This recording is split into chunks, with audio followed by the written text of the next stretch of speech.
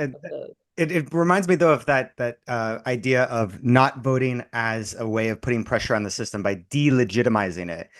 And I've never found that argument terribly convincing because in most US elections, like congressional elections, you get 50% or less turnout. Did that delegitimize the system? Did that cause it to collapse? No.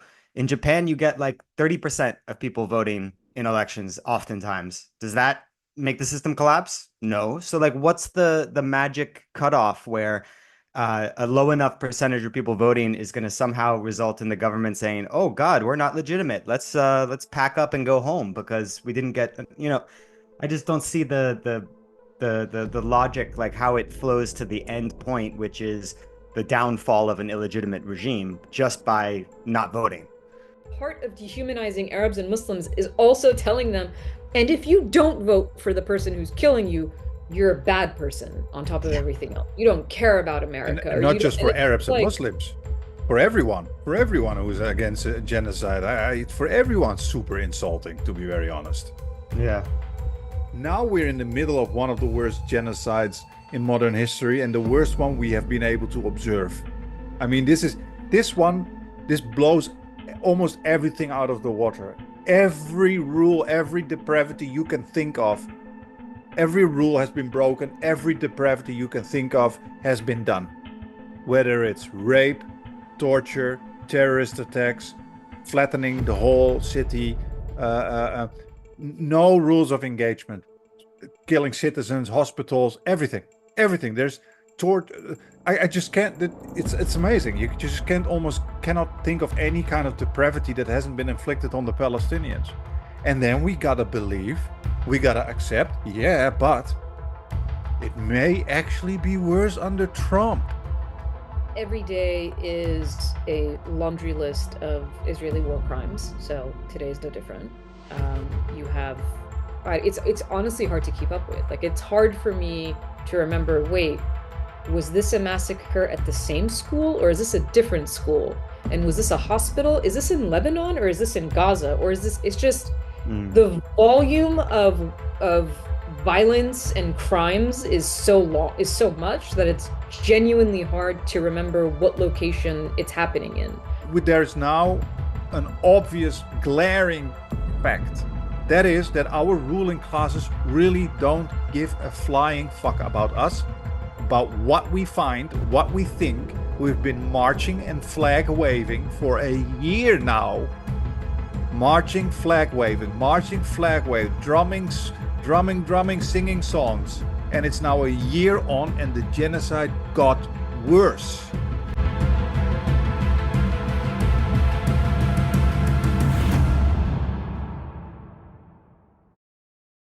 For Trump, I could take him anywhere from he'll end both of these wars to he'll nuke everyone. Like it's like you can't, there's no Yeah. way of predicting what he'll do because of the fact that he doesn't have like a political ideology and he just sort of will fly by the feeling he has in that moment. And so that's what makes him very dangerous. My point though was to say, I'm like, but imagine how bad it is right now, like how badly the Biden administration has handled things, that I can make the argument reasonably so that Trump actually might be better. Like, Yeah. Yeah. that's the problem. It's not that I'm saying Yeah. he will be better. It's that I'm saying that I can even have this conversation. I could not have said this in 2020. Yeah, Do you see what I'm exactly. saying? Like, I could not have made this argument in 2020. In 2020, I had to just be like, no, this guy's a disaster. Biden will be better, period. Yeah. Yeah. And now I can't say that. Now I'm like, I don't know. But my Yeah, it's my fear amazing. is that my fear is also there's one thing with Donald Trump. He's very manipulatable. Manipulatable, can I say that in English? Manipulable. Manipulable. He's very manipulable, um and I've noticed that's what I think. I think the Zionists have found the cheat code with him.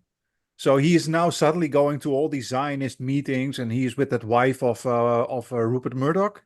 Is that the Mhm. wife?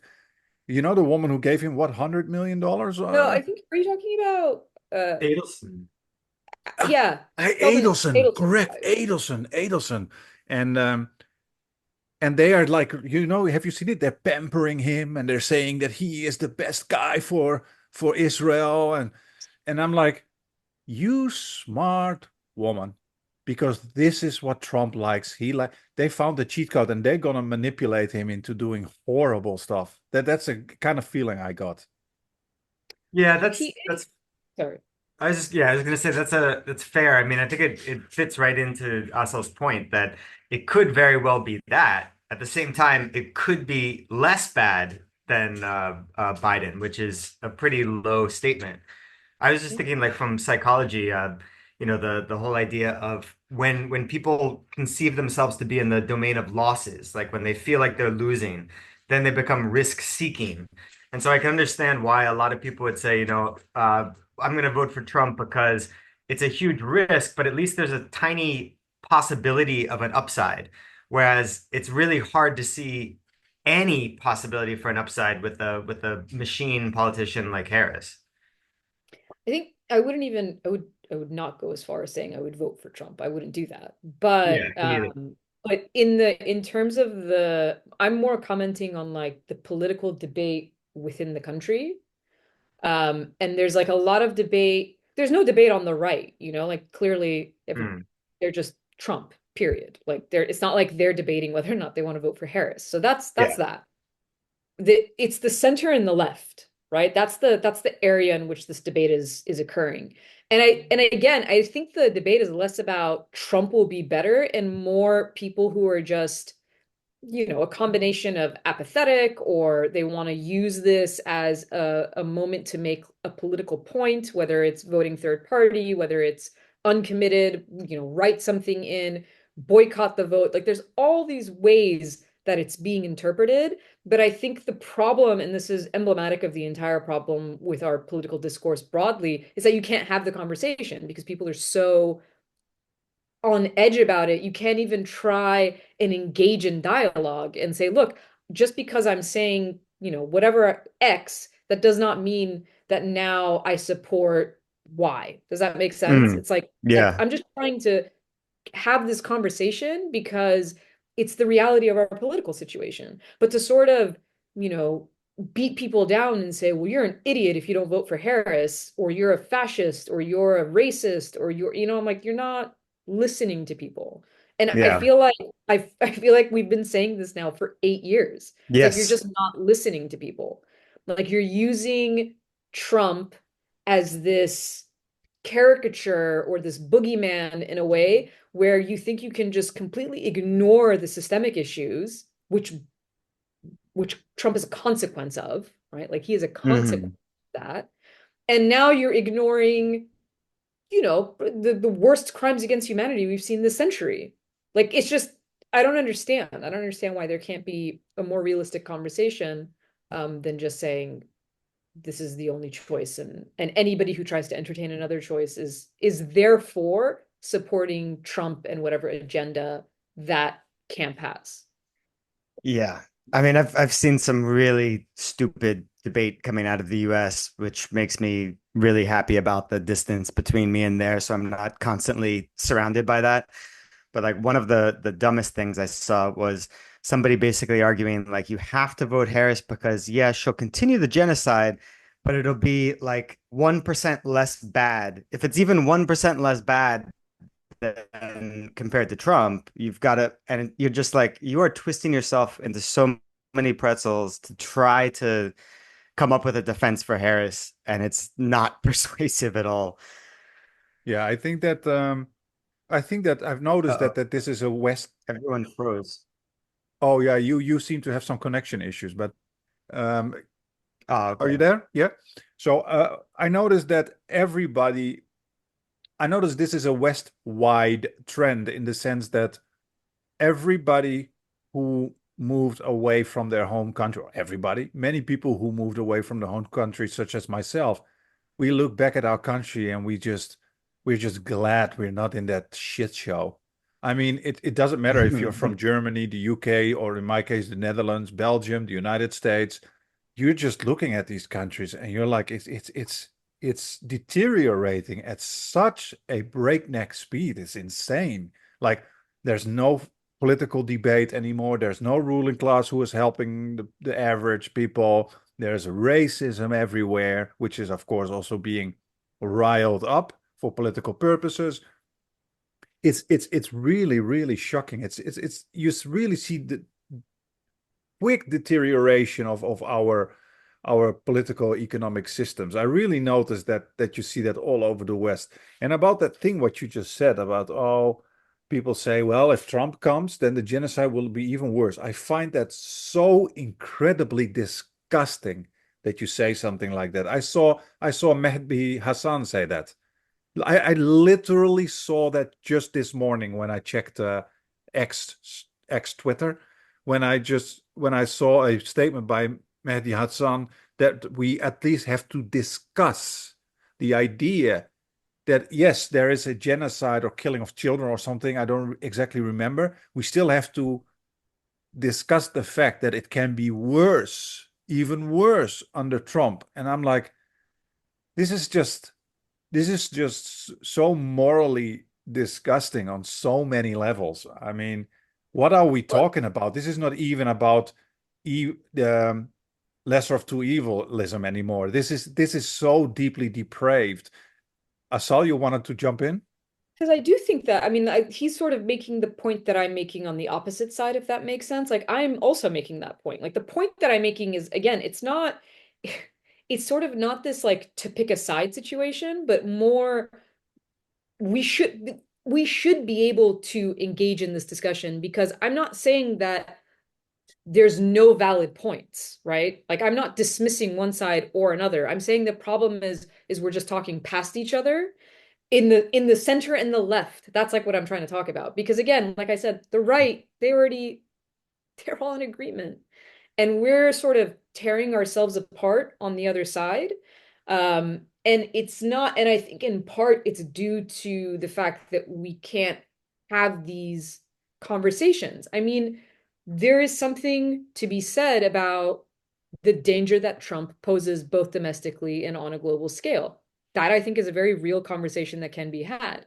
But at the same time, I think that there's a there's a lot to be said about what we were just talking about, which is at the same time, we're in this situation. I mean, when you look at a larger scale, right? Not just the last 4 years, not just the last year, but when you look at the way the Democrats talk about like the existential threat that we face for the last decade, they keep saying this. Here's the problem I have with them. Their whole answer to it is vote. And yet they have held the executive branch for 12 of the last 16 years. So that's Yeah. not working either. And I think that's the frustration is let's just have these hash these conversations out. You want to have a real conversation. The problem is the fact that Harris didn't receive a vote. Like, what kind of primary process was it? You can't anoint someone to be the candidate. Like, that's not how it's supposed to work. That's not how it works in a democratic system. And I think what's also interesting, and I'm going to say this as someone who's coming from like a Iranian perspective, because that's an area that I work on so much. When in a country like Iran, meaning, and I say that because it's an authoritarian state and it's one that is consistently criticized within the West, when Iranians decide, hey, our political system is not allowing for the change that we want, so we're just not going to vote. We're just not going to participate in this. They're celebrated for not legitimizing a system that is seen as being illegitimate. Are they comparable systems? No, but from the perspective, but you're looking at two completely different perspectives, right? Like an American is not going to compare their Mhm. situation to that of any other country. An American is going to compare it to their own situation. And if you have lived in this country for, the last 40 years, you will feel like, and this is why you have this political divide, you will feel like there's something deeply wrong with the political system. And so when you reach the conclusion, there's no point in participating in this. It's an illegitimate system that's gone so far that now we don't even primary our candidates. You just hand us a candidate and say, these are your only choices. I think that's what I mean when I say we're not having these conversations. We're not having deeper conversations because everything Mhm. is just stuck on, but Trump is worse, and that's it. And then the conversation ends. And you can't say anything else because unless Yeah. you agree that yes, Trump is worse, then there's no conversation to be had, if that makes sense. Sorry, that was a little bit of Yeah. a No, no, frustration exactly. I mean, of the it reminds me though of that idea of not voting as a way of putting pressure on the system by delegitimizing it. And I've never found that argument terribly convincing because in most US elections, like congressional elections, you get 50% or less turnout. Did that delegitimize the system? Did that cause it to collapse? No. In Japan, you get like 30% of people voting in elections oftentimes. Does that make the system collapse? No. So like what's the magic cutoff where a low enough percentage of people voting is going to somehow result in the government saying, "Oh God, we're not legitimate. Let's pack up and go home because we didn't get." I just don't see the logic, like how it flows to the end point, which is the downfall of an illegitimate regime just by not voting.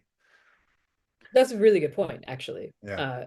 That I think this is why it's great to actually have these conversations. That's a really good point because it addresses the fact that, yeah, so how effective is it? I mean, if it's a system that already doesn't care about its populace, then that populace not voting is not going to affect it in any way because the system will continue to run. I think it just becomes like a personal choice for a lot of people. They just don't Mm, know, it's like in good conscience, you want Arabs and Muslims to vote for someone who is just eagerly endorsing their mass slaughter. It's very difficult for anybody to digest that. And you wouldn't if it was another group of people. That's yeah, part of the dehumanization, right? Like part of dehumanizing Arabs and Muslims is also telling them, and if you don't vote for the person who's killing you, you're a bad person on top of yeah, everything else. You don't care about And, America, and or not you don't, just and for it's Arabs and like, Muslims, for everyone who is against genocide. For everyone, super insulting, to be very honest. yeah, yeah. Well, it's insulting to any person's intelligence, right? Again, it's like there's no nuance of thought in anybody's brain. It's just this weird black and white way of looking at very complex decisions. And I think for me, the most frustrating thing in this discourse about Trump is always that Trump is treated as some kind of anomaly. Like he's some monster that needs to be defeated. And if we just, defeat this one monster, then everything will be fixed after that. As if everything was good before him.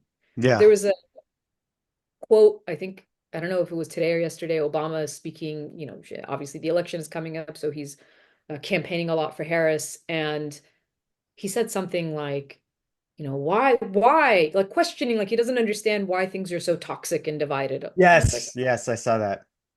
absurd, right? It's like, Yeah, well, you played a pretty direct hand in it yeah, because you ran on this platform of change. So that means you understood fully, you were cognizant of the fact that there was a status quo that was uh, not sufficient for the majority of the country.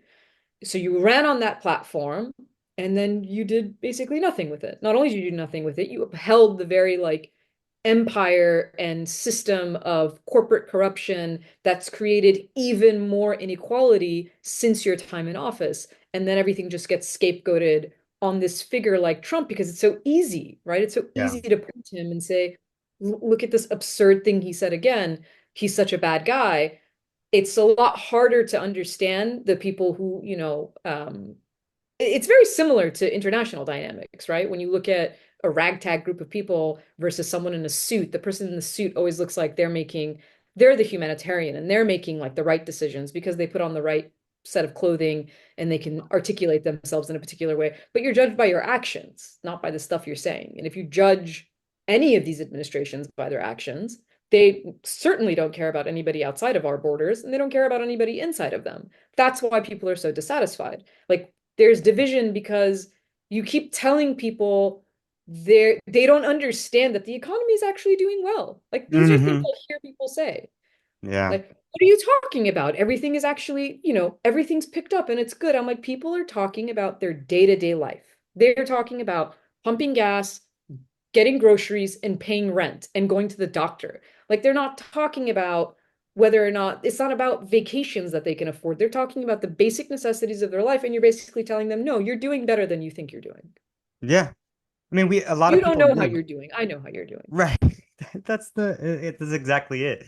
And like, what was it? 14 years ago or so, there was Occupy Wall Street, and the idea that there was this massive wealth gap between the 1% and the 99% became pretty widespread.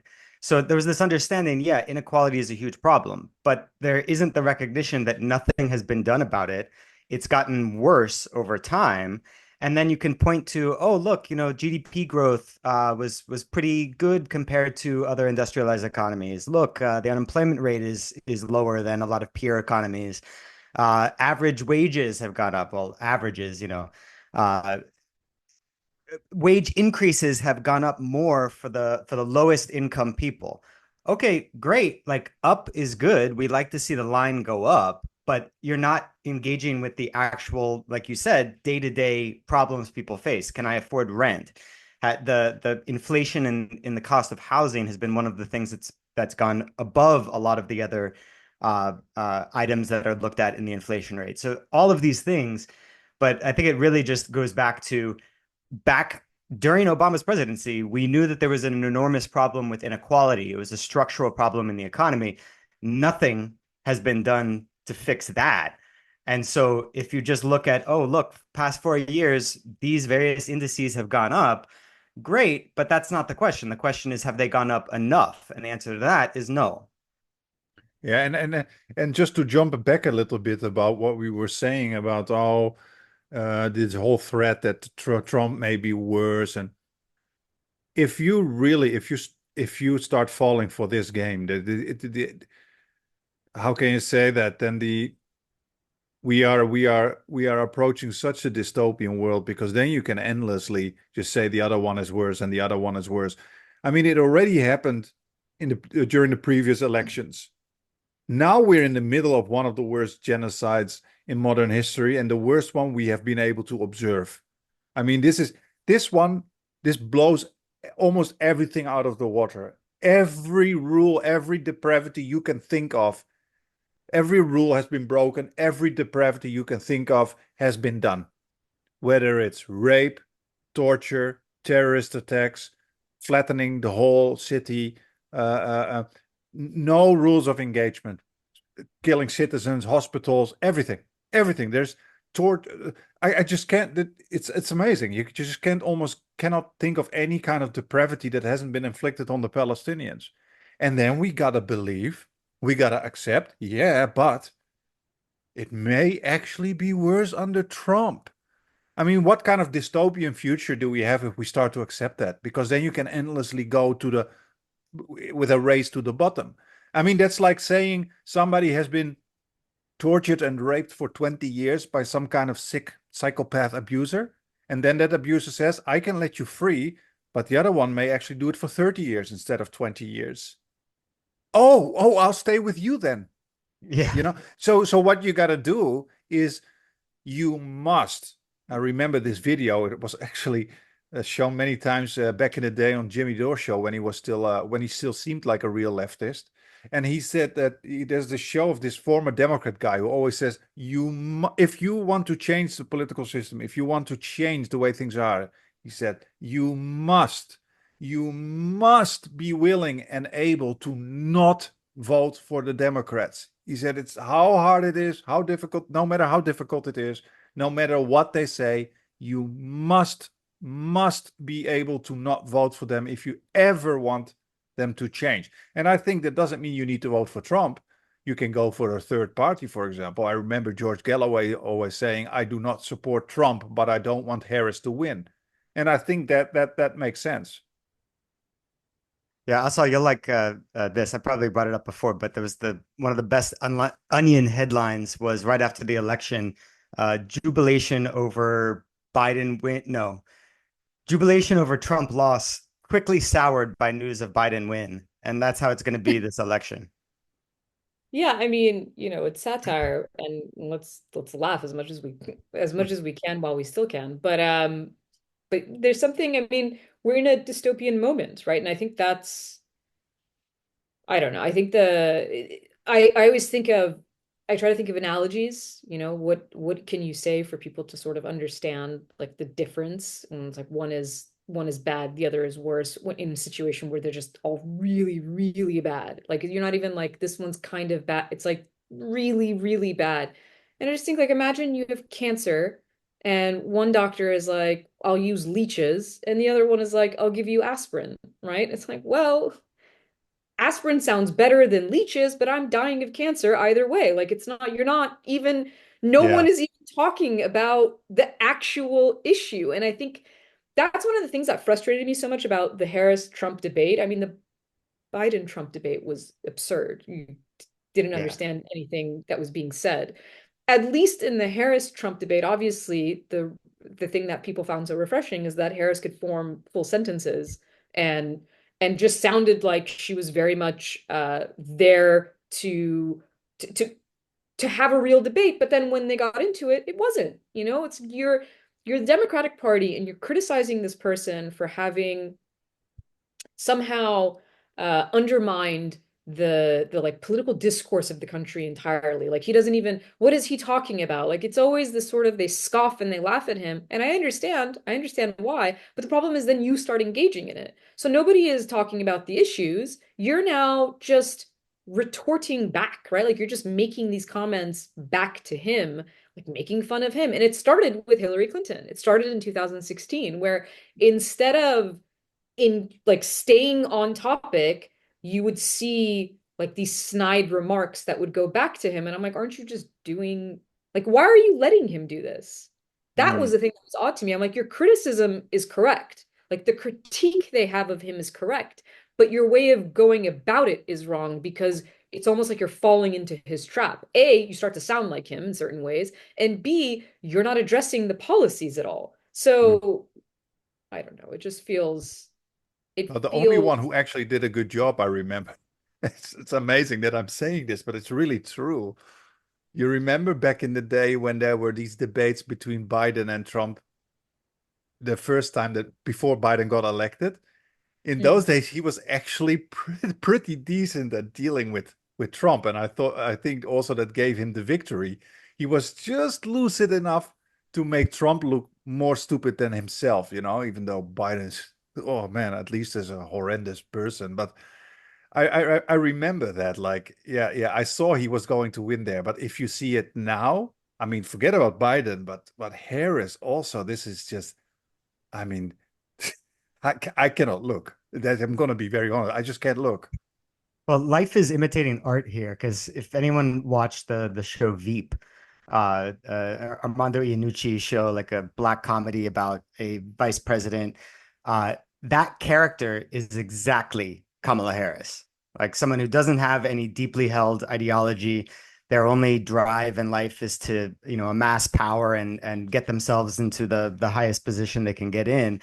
And so, of course, she has to like twist herself into pretzels because she's constantly trying to trim her sails to the prevailing winds in society to become popular. And then, she ends up contradicting herself. It's remarkable how similar she is to Kamala Harris. And that I think is probably why Harris did so poorly in the actual primaries in 2020, because people could spot a phony. And now with the slight shift in polls recently, it seems like that phoniness is becoming more and more difficult to hide. But I did want to ask, because both of us, both Kareem and I, we just spent the past few hours sleeping, so we haven't been caught up on recent developments. And Asa, I just wanted to ask if you could kind of catch us up on what you think are the most important recent developments, but perhaps more importantly, your sense of kind of the trajectory that they suggest in your view. well, every day is a laundry list of Israeli war crimes, so today is no different.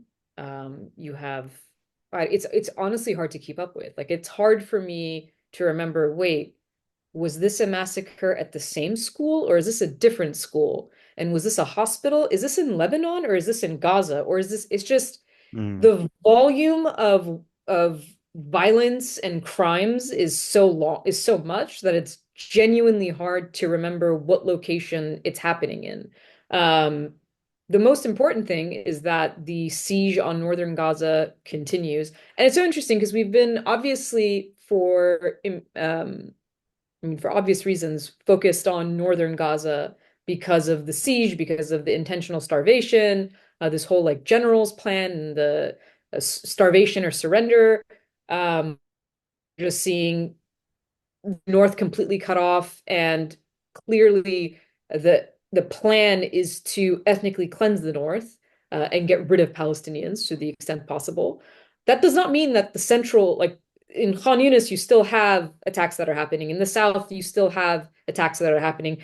In all of Gaza, you still have famine looming. So it's kind of odd that we're focused on northern Gaza only because of the fact that it almost makes it sound like the rest of it is doing well, and it's not. It's the entirety of Gaza. It's just that northern Gaza is even worse because it's basically an extermination. And today,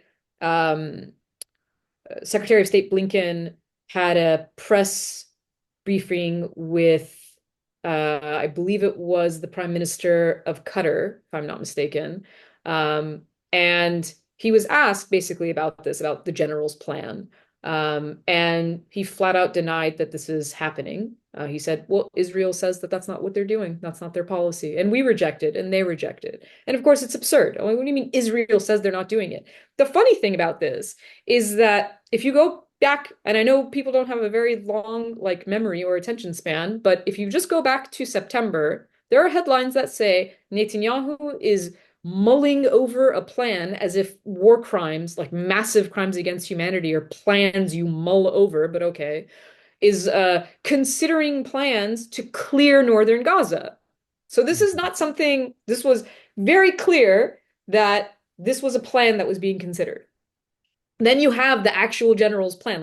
We didn't make that up. This is a plan that was put forth by an Israeli general.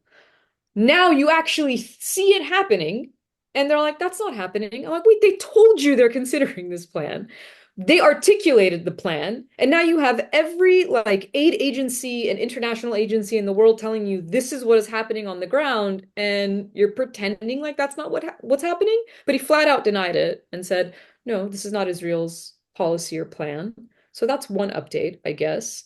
Bombings are continuing in Lebanon, and Israel has not yet carried out its attack against Iran, but we don't know. We just have to sort of wait in anticipation of what kind of attack they plan to carry out. And I mean, there's a lot of, and I don't know if you guys have any commentary on this, but the leak, right? The leaked it's US intelligence that was leaked that was about Israel's plan of attack on Iran.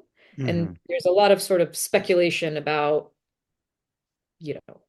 why was it leaked? Who would leak it? What was the intention of the leak? Is the leak to throw the Iranians off? Is the leak because the US actually wants to sort of stop Israel? Or is it just all of this because there's an election coming up and they would at least like to not have another front or full-scale war by election day, because that might not be the best look for an administration that has spent over a year saying they've contained this conflict to God. And they still say that. It's incredible. They still don't actually treat Lebanon like it's a war.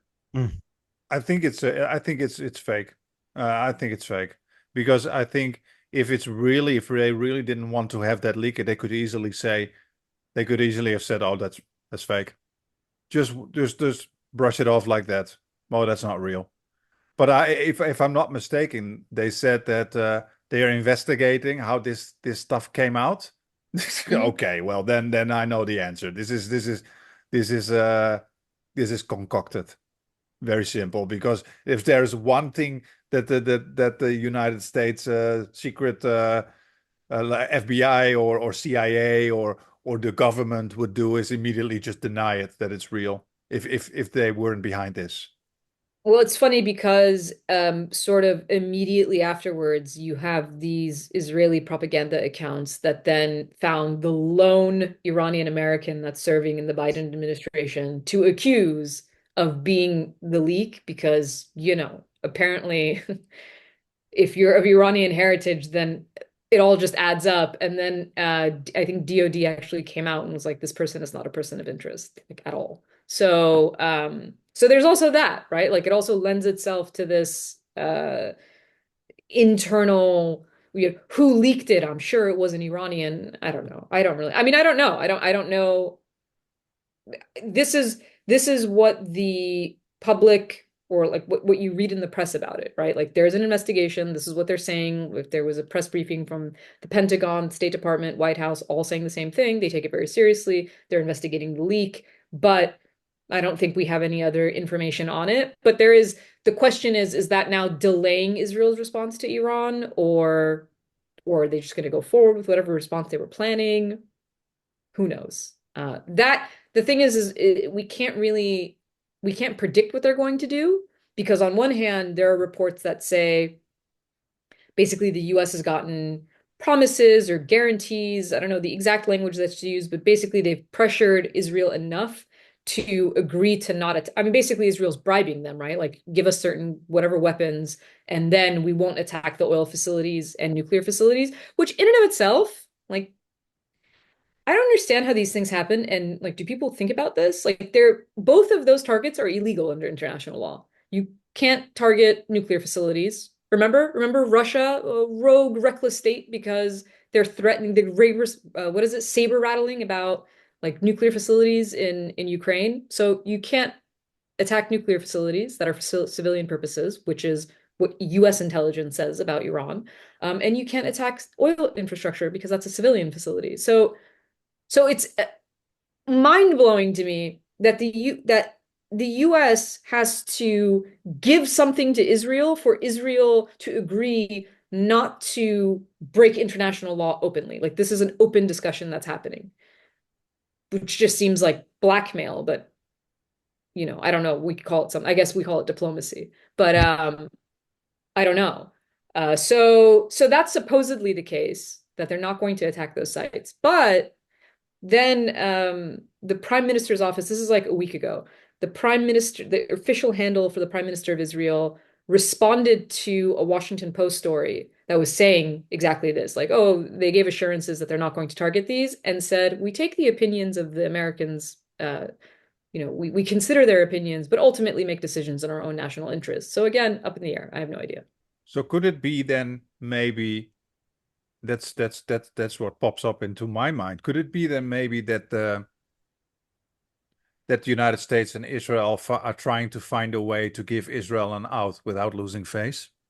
So that in that document it seems that Israel is urging to attack Iran, and maybe even with nuclear weapons. But we want to stop them, so we will offer something against them. And if that offer is really good, then they will accept that, and then they will not attack Iran. So it's a way to stop them from losing face. Maybe they just simply do not want to do it. I mean, look, the Iranians do the same thing, right? Like, they on all sides, when you look at, and it's just sort of the typical way, I guess, if you look at like a schoolyard fight, I hate to use that analogy, but that's what it sounds like, right? It's just like no one's going to wants to look like they're conceding anything to the other side. Everyone wants to look like they're like the most powerful ones. And so the Iranians do the same thing. They try to save face without creating escalation. That's been clear on the Iranian side for years, right? Like, it is clear from their actions that they are trying to not escalate into a larger war, but at the same time, not look weak. And therefore, right, it's this idea of reestablishing deterrence. So you could see on the Israeli side, there's the possibility of that. It's just that we don't know, because the Netanyahu government specifically is quite extreme, right? And irrationally so, I think, at least. That's my opinion of it. And so does he really want a war with Iran? It seems like that's what he's wanted for a long time. So it's very hard to tell unless there's a lot of pressure actually coming more behind the scenes from the Biden admin. Also very possible. Like, all of these things are possibilities. So that's why I said that was one of the things that I read about in terms of people speculating. It was like, well, maybe they did this.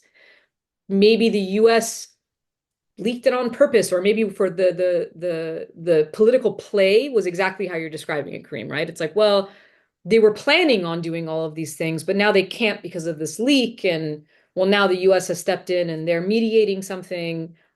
So ultimately, if you're asking my opinion, great, save face, right? Just stop bombing places. Like, Yeah. stop creating more death and destruction in the region and possibly making things much, much worse. So if that's the case, I will take it. Yeah. Yeah, absolutely. I lean towards the explanation that it's somebody dissatisfied within the U.S. military that thinks that this is terrible for U.S. interests, who's trying to put some sort of stop or some impediment at least. But again, that's just pure speculation because we don't know. Um, and we tend to treat states, governments like black boxes, but of course they're not. And there are a lot of literally millions of humans comprising governments. And all of the people you hear, even from the establishment side or roughly establishment type people, there are a lot of people who think it's not in the U.S. national interest to be supporting this insane Israeli government. So I wouldn't be surprised if that view isn't much more widespread throughout the Department of Defense. And some people might actually be motivated to attempt to influence policy. Yeah, no, I mean, I agree. I think that, and again, this is just us speculating, right? Like Yeah. we're just sort of coming up with whatever, and that is also something that is certainly possible given the fact that, yeah, no, I mean, I think a lot of look at just the number of resignations you've seen in this administration, because there is very clear dissent from within the administration itself. I mean, you have people who are coming out saying, I could not serve knowing what we're doing. And they know. That's the part of it. It's like they know. We already know all this information. Like Blinken has known from I mean, we've known since October of last year because again, and I cannot emphasize this enough, Israel keeps telling us what they're planning on doing. Like I don't even understand how this is a debate. Like Yeah. they told you on day one, hey, we're going to uh, siege this entire area filled with animals and starve them. Like they told you that's what they were going to do repeatedly. So the idea that we didn't know that this was deliberately being done is absurd. And then you had US agencies telling within the State Department, telling Blinken, who's the Secretary of State, hey, they're doing, yeah, this is what they're doing. They're deliberately blocking aid. And he just ignored them.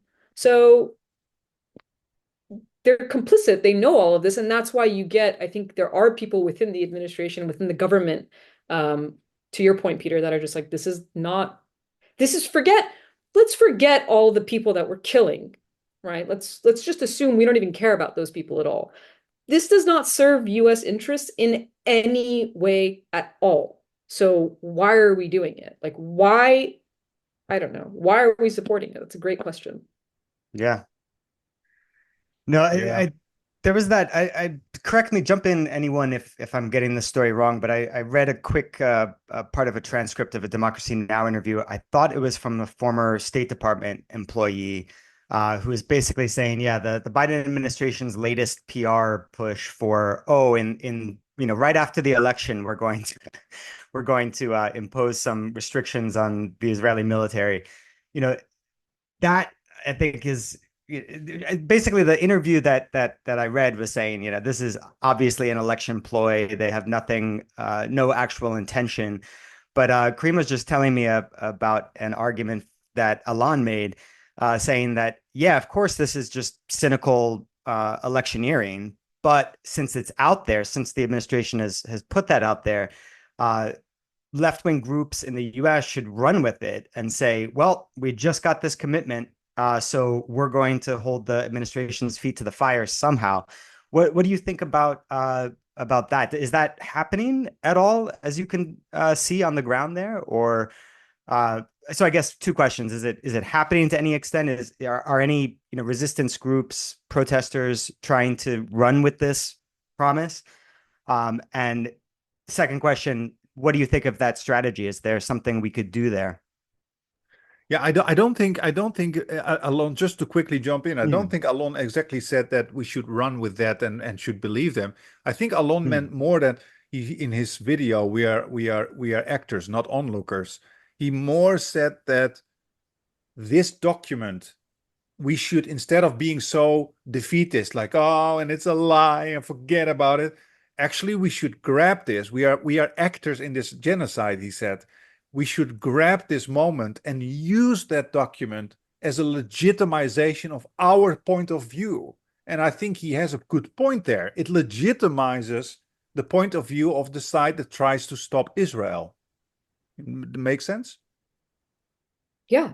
No, I absolutely agree with that. Look, is the document it's the same thing I kind of think about international law itself, right? Like we were aware that it didn't really function the way it was supposed to before all of this. But why? Because a lot of people will say, why do you invoke international law? International law is meaningless. I'm like, look, I understand the sentiment behind it's meaningless because of the way that the actors that have power engage with it, but the document is not meaningless, right? It has meaning because it's something at the very least that we can use to Kareem's point to make our argument for. It legitimizes the point that we're making. The fact that that is still international law, the fact that the United States doesn't care about that doesn't it delegitimizes the US government, not international law, if that makes Mm. sense, right? Hmm. Like when we think these things are meaningless, no, they're not meaningless. They're extremely meaningful, but we're by us arguing that they're meaningless or sort of taking up that mantle, we're allowing them to make it meaningless. And I don't think that that's the case. So yes, that document is important because it's evidence, right? Like think about how legal systems work. Like you're building a case against them.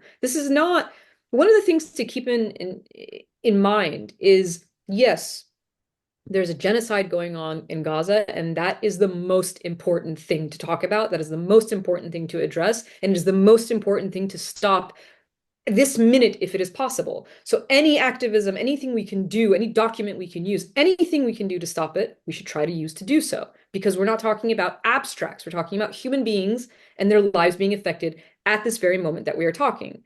At the same time, this is a long game because it has been. This didn't start on October 7th. And that argument isn't just for people who try to propagandize and use it as a start date to justify everything that Israel does. It's also for those who seek actual justice and liberation for Palestinians and apply that to a larger global community where all of these rules should apply to all people. But it's the idea that this has been going on for decades. So it's not going to, even if you stopped what was happening in Gaza tomorrow, ceasefire, by some miracle, this happens tomorrow. By some miracle, Israel decides, fine, we're going to withdraw from Gaza.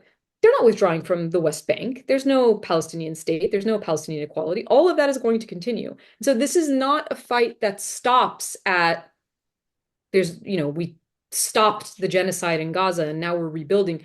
That it doesn't stop there. And I think that's why those documents are important. I think that's why building these cases are so important. And to the point that Kareem made, because it's something you can point to, it's something concrete. Because what it shows is that they know that this is happening. It's unquestionable. They cannot feign ignorance. You knew, you wrote them a letter telling them you have to change this. So you knew. So if they don't do it in 30 days, guess what happens again? More evidence building that is basically an indictment, not just of this administration, but an entire system that allows it. Mm. Yeah, and I think it's so important that point that Alon made, and I wanted to ask him about that. He was also coming to come on, so I think something has come up. We'll hear that later from him. But I think that's such an important point. Instead of being so defeatist, and I get it, I feel incredibly helpless seeing all this stuff. It makes me feel so frustrated. But I do think that we should realize that we are actors, that we are not onlookers. We are actors. And to give you an example, we talked about that whole Hind Rajab Foundation last time, remember, of Diab Abu Jaja from Lebanon, the Belgian Lebanese guy. They are prosecuting European Israelis who joined in on the war crimes in Israel. And I saw just today the news that 1,000 Israeli soldiers are being prosecuted in the Netherlands, or at least, how do you say that? Yeah, prosecute, I think. So in the Netherlands, you can do that. You can take people to court, who did something that you deem illegal, and I saw just today that I think it's I think it's in relation to his organization, but at least in the Netherlands, 1,000 Israeli soldiers are being taken to court. I don't know if I should call it prosecuted. Maybe I should say taken to court. I don't know. I don't know exactly how that works. But at least what I'm trying to say is that People are doing stuff. These are people who are literally spending their day taking action. In other words, you're not an onlooker, you're an actor. And that can be in so many levels. I mean, this is a huge level. I think this is very impressive. We don't all need to be like that. I think Palestine Action are amazing, these people. They are literally sitting in jail right now just to fight against the genocide.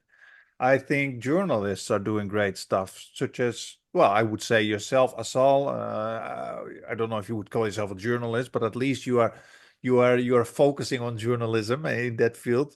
You're exposing it. Let me put it that way. But I think everybody can contribute their little piece. I think people should really start realizing this, whether it's writing an article or whether it's talking to your family members or friends or colleagues and really, really trying to convince them. I know it's hard. I know it's tough, especially with people who are indoctrinated with Zionism. I mean, it's enraging even. It's extremely frustrating. But I think we cannot be passive. We can't. I mean, we there's now an obvious glaring fact. That is that our ruling classes really don't give a flying fuck about us, about what we find, what we think. We've been marching and flag waving for a year now. Marching, flag waving, drumming, singing songs. And it's now a year on, and the genocide got worse. And I'm really no bad words for all these people who go out there in the streets and raise their voices. But what I'm trying to say is, and I also heard Miko Pellet say this with frustration, and I understood the frustration in his voice. He was saying, guys, and he was already saying that 6 months ago, or approximately, guys, we've been marching now for 6 months. They don't listen to us. We have to step up. We have to up our game. People are dying. People are being tortured, raped every hour that we are talking here. And I'm like, yeah, this is true. This is true. We are actors, and we have to be more inventive. We have to be more flexible with our mindset. Marching is just not working. You know what? Marches feel big. You're in an area, there are thousands of people. But if you're somebody who is just sitting a couple of blocks away drinking his coffee, you don't even know the march exists, let alone these politicians. You know, they just don't care. They ignore you. And I find it very tough to say, because I also know it's very important to do marches so that the spotlight stays on the problem. But what I'm trying to say is that I see kind of a lack of evolution in the tactics that the masses are using. What do you think? Me or Peter? I can Or either follow of up them. with you because I was going You're to the ask a guest, you. similar question. If you could add to your answer, what are the current actions going on in the US? Um, I think first of all, I mean, I agree with everything you're saying, in the sense that, I mean, I do also think that marches are important. I think it's all important. I mean, just to have a little bit of historical perspective, they've been marching a year. You know how long people marched for Vietnam? Like this is not new. Do you know you know how many centuries uh Black people in America have been trying to get equality and still like working toward, you know what I mean? Like they still don't have it. That's just the reality on the ground. So I think that's what I mean sometimes when, and that's not to make it sound like this is too daunting a task. This is to mean this is not you know, we fixed it. We have world peace. Like it's not that simple. I mean, if you look at the Middle East, if you look at Palestine, we're talking about, you know, people will go back and say 1967, or they'll go back and they'll say 1948, or they'll go back and they'll talk about the first Aliyah in the late 19th century. But really, all of it ties into centuries of European colonialism. Like there's so much history there, and there's so much that we have to grapple with. So it's not, oh, you go to a march and now you're done. It's everyone should do whatever they can. I think the marches are important. I think the legal battles are important. I think the critiques are important. Write an article, talk to your family the way that you described. All of it is important because it's not a question of ending this one injustice as if that injustice exists within a vacuum. It doesn't. It exists within a much larger context. And so it requires a sort of societal reckoning, right? Like the at the core of it, and not to sound, I don't know, not to sound dramatic or like make it into a cliche, but at the core of it is we have to get to a place where human beings are treated equally. We have to get to a place where I don't have to convince you that this person is deserves equal rights to you, even though they live on the other side of the world, or they're Arab, or they're Muslim. Like that, the fact that these videos that have come out of Gaza have shocked so many people in the West, right? I've seen the videos of people online saying like, "Oh my God, like look at these men, look at these fathers, and look at how these men embrace each other." And I'm like, "Yes, did you not know this about them before? Did you think literally that just Arab and Muslim men were all doing what? Like it's it's that kind of societal building and change that requires all of the things you described across the board, and it requires a sustained effort to get to the crux of the problem. And in terms of what Peter is asking about, like what are the actions that are going on? I mean, I think there's, I saw a few days ago that the UCLA put up another encampment. I'm not exactly sure what happened with that encampment. We don't see as much university activity. And I think that's partially because the universities have gone to great lengths to make sure that students can't uh, can't have those encampments again. And maybe the students are also changing strategy because they realize that the encampments, they're going to get arrested, they're going to get expelled, they're going to get suspended. And and if that happens to them, then they're no longer in a position where they can be active and do all these other things that we're talking about that are possible to do. Um, I don't know. I honestly don't know. I feel like I've always tried to be optimistic about how what we can do, and I now say that I basically just for me, posting things online is like personal therapy. It's therapeutic. I don't know what else to do, so that's why I do it. I connect with people online and it makes me feel like I'm part of a community of people that care. When in other times I feel like I'm going crazy because I cannot believe that my country, my government, my tax dollars, my weapons, my military are all being used to slaughter people. Like the only way to reconcile that in my mind is to constantly be active and to talk to other people who feel the same way and feel that sense of connection, some kind of shared humanity where it starts to feel like it's lost when you exist in such depravity and violence on a daily basis. When you see these things every single day, it is not psychologically like healthy to see children harmed every single day. It just isn't. And so I don't know, I think I'm being a little emotional right now, but I think we need to help each other, because I do Mhm. think that we're the majority. I think the vast majority of the world and even this country is against what is happening. So not feeling defeated. Kareem, you keep using that word, and I think it's really important that you do, that we shouldn't be defeatist, that we shouldn't feel like, well, there's nothing we can do. It keeps going anyways. It's like, well, to be fair, this has been going on for much longer than probably what most people have been paying attention to. That doesn't make it any less important. In fact, that's probably what makes it more important. More, uh, more of, lighting a fire under people to say, we need to keep doing whatever it is that we're doing now. Yeah, and I totally understand what you're saying, that it makes you emotional, and brings tears, because I'm not gonna lie, I'm a big guy. I'm a 6'5" almost, and I've been brought to tears, and my uh, partner asking me what's going on, and I said I can't handle it. I said I can't handle it.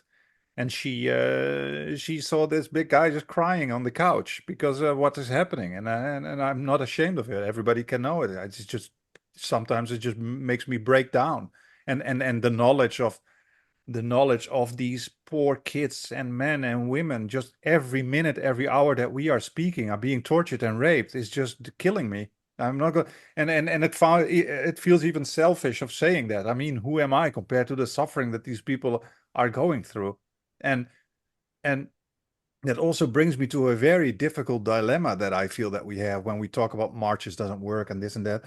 I also said that about Twitter and X. There's a really weird dilemma going on there. On the one hand, I think it's really good that it exposes what's going on and that we at least have one way, whether it's Twitter, TikTok, you name it, Telegram, to share what's going on or to see what is going on. But there's another thing that is psychological, and I say that as a social psychologist.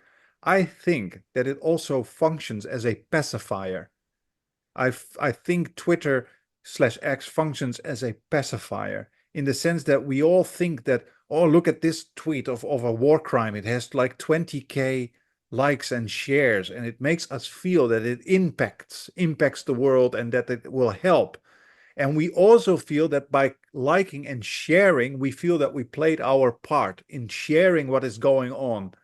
And in a way, I think that that functions as a pacifier because I always say, if you want to know how impactful Twitter X is, just just close it for a second. Close it, look out of your window and notice how silent it is. And what I'm trying to say is that the moment you close it, there's a world out there who's just completely unaware of what is going on Twitter. Just life goes on there. You know what I mean? And I find it a very difficult dilemma. You know, that psychological effect it has as being a kind of pacifier. What do you guys think? I think it certainly can play that role. I think the key point is just for people listening is just don't let it play that role. Like don't let it be the only thing. On the other hand, the information warfare is something that the US military takes very seriously. Probably every military in the world takes very seriously. The Israeli military takes very seriously. So it's not nothing. If militaries think that information warfare is essential, they're not idiots. They have a very good point. So uh, trying to educate people through whatever tool you have available is a good thing in itself. And I think the pacifier bit is just to make sure that you don't let that be the only thing you do, and that you don't let it just satisfy you to try to educate people on an online platform, but also try to do that in the real world. And more importantly, join an organization, and when you're in it, try to participate actively and get that organization, get many more people to act as one, to either, the Jewish Voice for Peace protest at Wall Street, I thought was a really good idea because that actually got media attention. The key thing is if you're doing a protest, is that protest going to get into people's minds? Are you going to be able to educate people through that? Or is it going to be ignored, not covered at all? If that's the case, maybe then direct action, like doing a protest in front of a port that's shipping military equipment and trying to disrupt that. But yeah, I think the key thing is if don't let it be a pacifier, and don't ignore joining organizations and working together with other people in the real world. I mean, I guess I would just add to that I mean, I see your point about it being a pacifier, and I think that to Peter's point, yeah, it's you have to couple it with doing actual actions. But I will say narrative is so important. Narrative is the story is so important. And what people in positions of power have done is they control that narrative.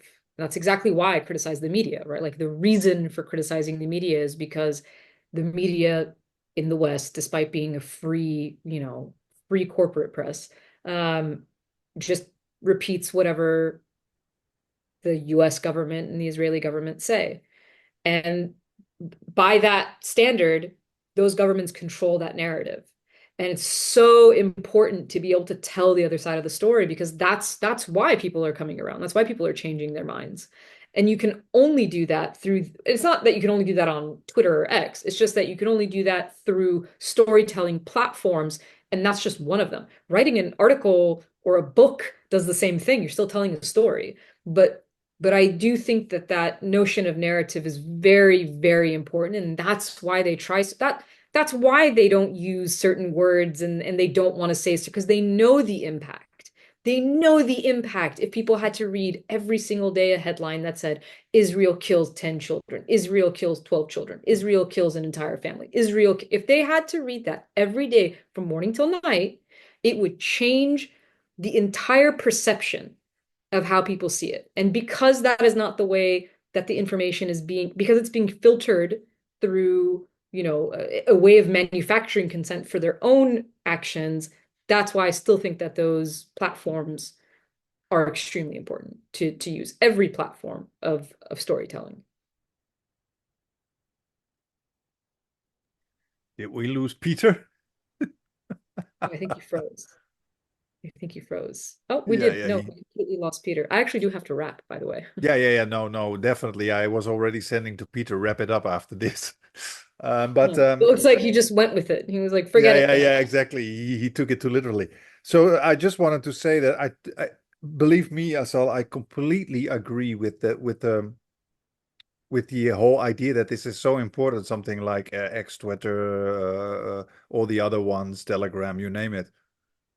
I mean, without that, we wouldn't even be able to uh, pop the balloon of the mainstream media. But I'm just saying that other psychological effect that we are seeing, that I've noticed it myself, and as a psychologist who've read quite a lot of studies on social media and human behavior in relation to that. I do notice that it has that effect, like you click like, share, everybody can see it, and you feel you've done your part. And that's a very weird kind of human characteristic.